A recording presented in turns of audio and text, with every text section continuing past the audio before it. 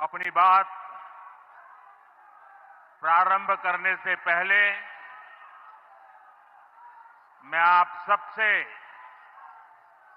एक प्रार्थना करना चाहता हूं। आप जहां हैं वहीं अपने स्थान पर बैठे रह करके ही खड़े होने की जरूरत नहीं है। बैठकर ही 22 तारीख को जिन परिवारजनों को हमने खोया है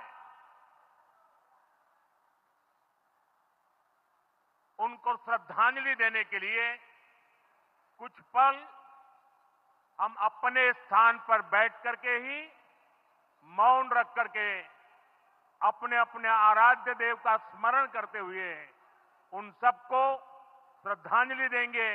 उसके बाद मैं आज अपनी बात प्रारंभ करूंगा।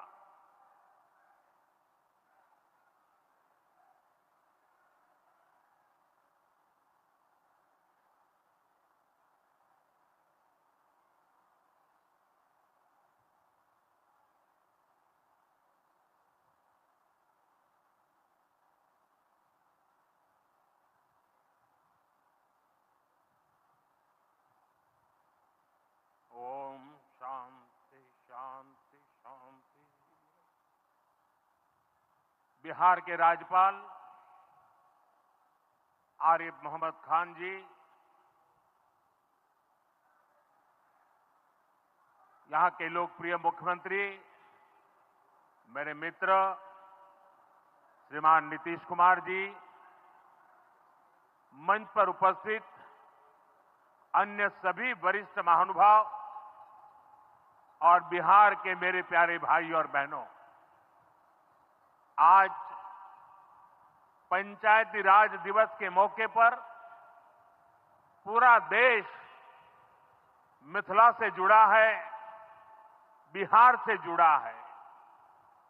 आज यहां देश के, बिहार के विकास से जुड़े हजारों करोड़ रुपए के प्रोजेक्ट का शिलान्यास और लोकार्पण हुआ है।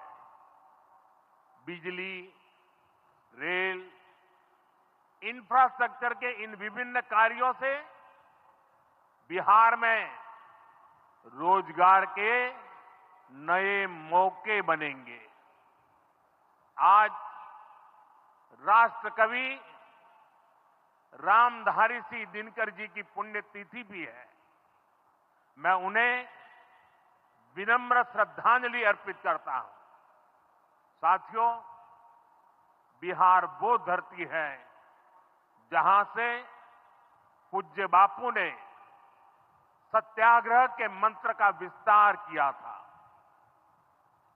पूज्य बापू का दृढ़ विश्वास था कि जब तक भारत के गांव मजबूत नहीं होंगे तब तक भारत का तेज विकास नहीं हो पाएगा। देश में पंचायती राज की परिकल्पना के पीछे यही भावना है। बीते दशक में पंचायतों को सशक्त करने के लिए एक के बाद एक कदम उठाए गए। टेक्नोलॉजी के माध्यम से भी पंचायतों को मजबूत किया गया। बीते दशक में 2 लाख से ज्यादा ग्राम पंचायतों को इंटरनेट से जोड़ा गया है।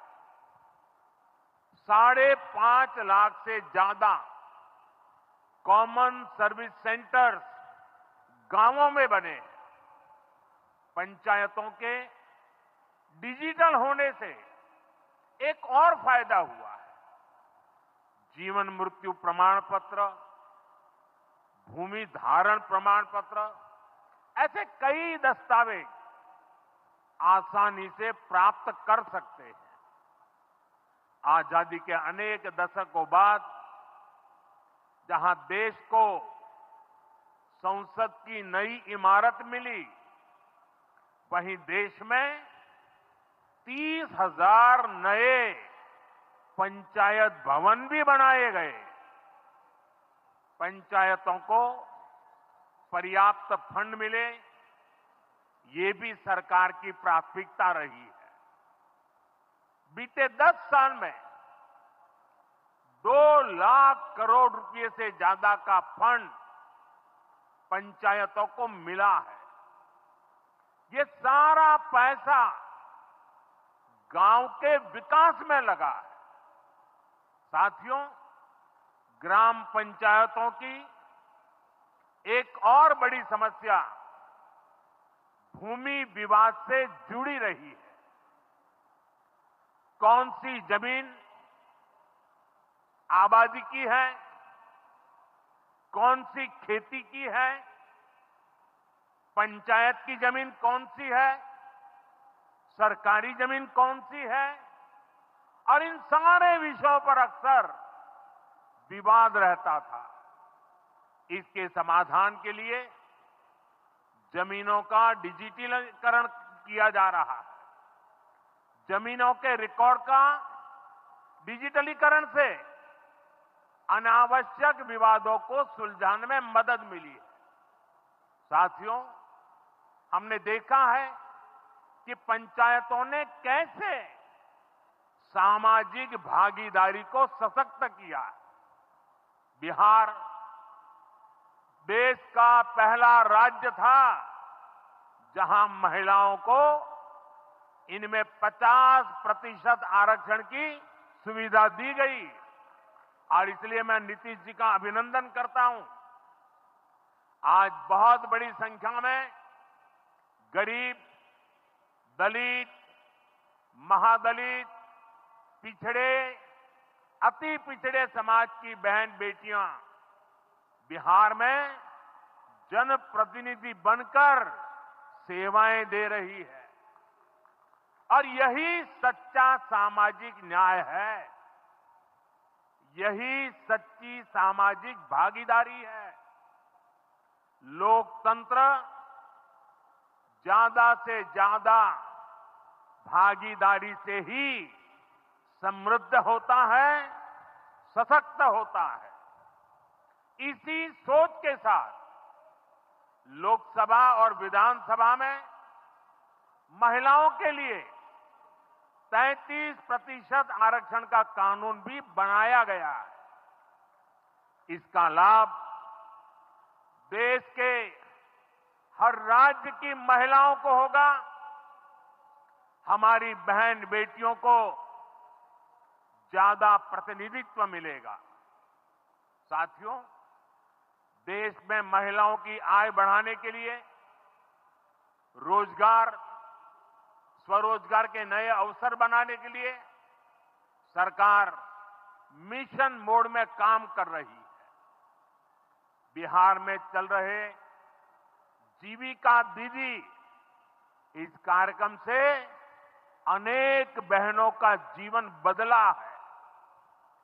आज ही यहां बिहार की बहनों के स्वयं सहायता समूहों को करीब 1000 करोड़ रुपए की मदद दी गई है। इससे बहनों के आर्थिक सशक्तिकरण को और बल मिलेगा। ये देश में 3 करोड़ लखपति दीदी बनाने के लक्ष्य की प्राप्ति में और सहयोगी बनेगा। साथियों, बीते दशक में ग्रामीण अर्थव्यवस्था को नई गति मिली है। गांवों में गरीबों के घर बने, सड़कें बनी, पक्के रास्ते बने हैं, गांवों में गैस कनेक्शन पहुंचे, पानी के कनेक्शन पहुंचे, शौचालय बने हैं। ऐसे हर काम से गांव में लाखों करोड़ रुपए पहुंचे हैं। रोजगार के नए अवसर भी बने हैं। मजदूर से लेकर किसान और गाड़ी वाले से लेकर दुकानदार तक सबको कमाई के नए मौके मिले हैं। इससे उस समाज को सबसे अधिक फायदा हो रहा है जो पीढ़ियों से वंचित रहे थे। मैं आपको पीएम आवास योजना का उदाहरण दूंगा। इस योजना का लक्ष्य है देश में